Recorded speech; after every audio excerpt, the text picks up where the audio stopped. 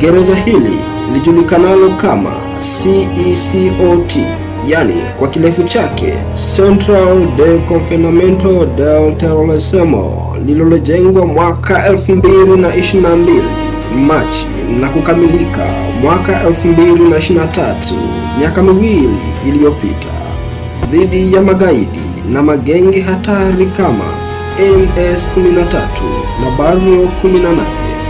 Jela hii haikujengwa kama nyumba ya kawaida, bali ni fortress yenye uwezo wa kushikilia hadi wafungwa 40,000, wote wanaohusiana na uhalifu hatari. Wengi walioko hapa wamehusika na mauaji makubwa, utekaji nyara, vitendo vya ukatili usio na kifani.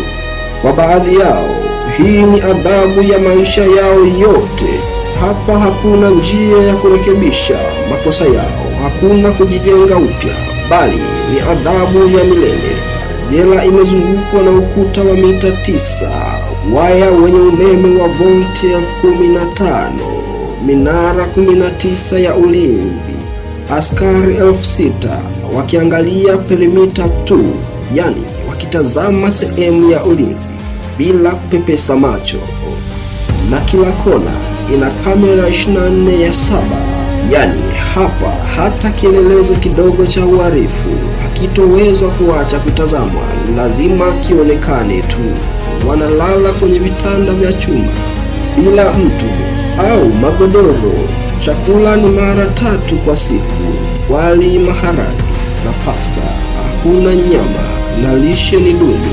Na shughuli zao za kibinafsi, yani choo na kuoga nyuma ya vitanda bila faragha, yani unaoga na mwenzako akikuangalia, tena katika maeneo ya kulalia, yani karibu na malazi. Lakini pia bila kusahau kuna selo inayoitwa isolation cells. Hizi ni seli za watu ambao waliovunja sheria, wanapelekwa isolation cells, seli ndogo ya zege. Na katika selo hii hakuna mwanga wa kutosha, hakuna mawasiliano, hakuna saa. Hapa hata mtu aliyeogopwa mitaani anabaki peke yake na mawazo yake. Kila msalio, kila hatua, kila uamuzi wa awali unakumbukwa.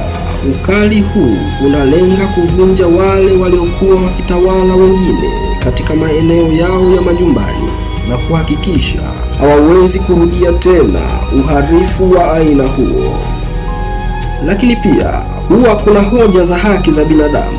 Serikali inasema hatua hizi zilikuwa muhimu kuleta amani katika jamii yao, lakini makundi ya haki za binadamu yameripoti kuwa wengi wameshikwa bila kesi za haki. Kwa hiyo Human Rights Movement zinadai kuwa kuna mateso na ukiukwaji wa haki za binadamu katika wafungwa waliokamatwa. Baadhi walihukumiwa miaka mingi bila maoni ya jaji huru kwa wengine. Ukiwa sambamba na Fahamu na Elewa TV, usisahau kusubscribe na kubonyeza alama ya kengele iliyoko chini ya video yako. Itakuwa ni jambo jema tena la ustaarabu na lenye mantiki kubwa, yani hakuna kitu kitakacho kupita.